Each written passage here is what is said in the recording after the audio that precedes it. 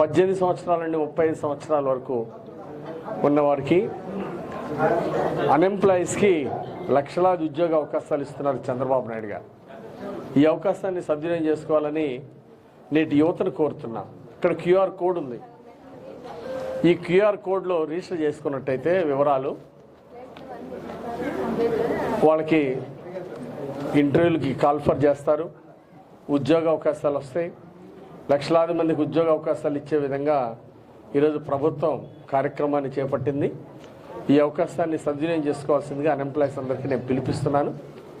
ఈ QR code ద్వారా unemployees అందరూ కూడా రిజిస్టర్ చేసుకోవాలని చెప్పేసి సూచిస్తున్నాను.